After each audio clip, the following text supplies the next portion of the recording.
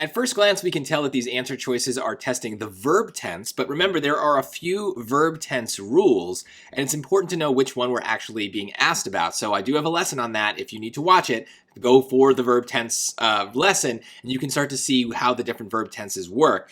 This one is going to be specifically past, present, future, where we actually are doing what we think of with verb tense, right? Thinking about the timing of the event, but not all of them are going to do that. So this one, it's obvious to me that that's what's happening because I'm looking at these verbs and there's nothing else really changing about them. They're not really in the singular and plural, like choice A is singular, but it's kind of obviously singular, and this tool is a very obviously singular subject of that verb. So I know that that's not really what they're going for here.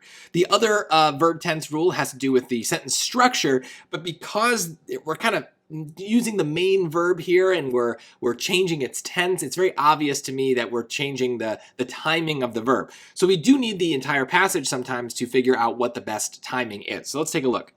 In recent years, so there's maybe a clue, economists around the world have created new tools that quantify the overall well-being of a country's citizens. Economists in India, for example, use an ease of living index. This tool blank economic potential, sustainability, and citizens' quality of life.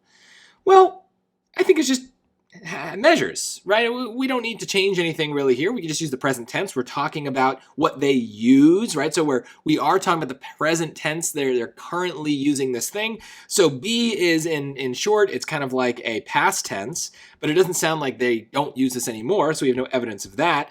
C sounds like they maybe were gonna use it, but then decided against it, right? Would have measured is this kind of like hypothetical tense. So in a way, it's kind of like the future tense, almost like a future that never happened. It's very weird, but for sure then D is a future tense as well, will have been measuring. Hopefully that just sounds bad too, but it doesn't make any sense because it sounds like they're doing it now. So why are we talking about the future? So this one I think is fairly easy. Maybe you can just kind of hear that that's the right answer, but it's always better to go beyond just what sounds best and to actually have grammar rules to back this up. So it is a verb tense question. We are picking the timing of the verb, but we are picking that based upon other things that are going on in the sentence. They will always give us clues of what the right tense is. So look out for those clues and just match the choice to those clues.